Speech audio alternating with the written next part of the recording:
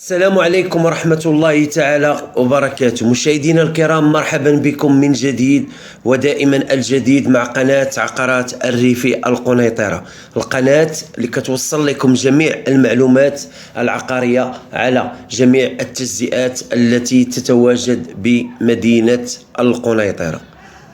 موضوعنا اليوم على تجزئة بالرامي وبالضبط الجنان 4. بالنسبة لهذا الجنان 4 الامتياز اللي فيه كيختلف على حسب التجزئات اللي كتواجد في تجزئة بالرامي. الجنان 4 كيتواجد فيه الأغلبية ديال البقع من 90 متر حتى ل 123 متر. بالنسبة للاستفادة والسلالي كاين واحد النسبة قليلة. الموقع ديالو على الدخلة ديال تجزئة بالرامي كيتواجد الجنان 5 اللي فيه الاستفادة الأكثرية الاستفادة، ولكن الجنان 4 بالقرب بالجنان 5 وقريب حتى البرامي الجنوبية. الموقع ديالو كي قلت لكم موقع استراتيجي قريب للتكوين وقريب للمسبح وكذلك المستشفى. بالنسبة اليوم جبنا لكم بقعة المساحة ديالها 90 متر كتواجد في جنان 4 كي كتلاحظوا معايا في الفيديو.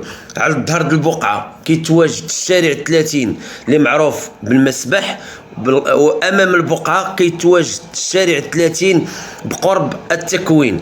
الناس اللي باغا تستافد من الكراء ممكن تبني هذه البقعه وتسكن في السفلي او البروميان او الدوزيام وتكري جوج طبقات.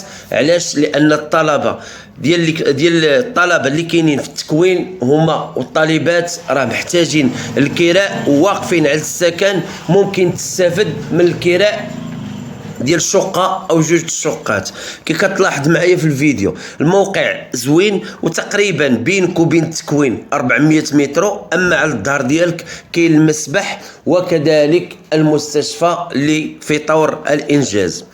كي كتلاحظوا معايا هاد الجنان 4 الاغلبيه ديال البقع 90 متر، وموقع ديالو وكاع الناس اللي شاريين فيه الاغلبيه ديال الناس موظفين. علاش؟ لان الاثمنه تما كتراوح من 40 مليون حتى ل 62 مليون. بالنسبه الموقع ديال هاد البقعه اللي عجبني بزاف، بالقرب ديال كاين مسجد وكاين جرده. تقريبا في المسجد كاين 1600 متر، وكذلك بالنسبه للمسجد دايره به الجرده، وكذلك كاين بالقرب ديالك التكوين. بالنسبه للبناء السفلي وجوج طبقات او ديبار من الاول ممكن دير جوج طبقات والسفلي فيه كراج في البلان، وحتى داك الكراج الا بغيتي تكريه راه ممكن تستافد من الكراء ديالو، لان تقريبا 400 متر او 500 متر هانتا في الشارع 30. الثمن ديال البيع ديال هذه البقعه 42 مليون قابله للنقاش. بالنسبه للبقعه كامله في الخلاص ممكن تبيع وتشارى مع مول البقعه وتمشي ودير الرخصه والبلان وتبني البقعه ديالك. علاش؟ لان الشركه طالقه البني. اما بالنسبه للتسجيل والتحفيظ البقعه ما مسجله ما محفظه، كاع الناس اللي ساكنين في جنان 4 ما مسجلين ما محفظين. هذه نقطه مهمه لان الشركه مازال ما طلقات التيتر. نهار طلق الشركه التيتر ممكن اخي تمشي دير ترانسفير عند العمران ويرجعوا الوراق الشهاده الملكيه ترجع بالاسم ديالك، وممكن داك الساعه الا بغيتي تسجل وتحفظ البقعه ديالك.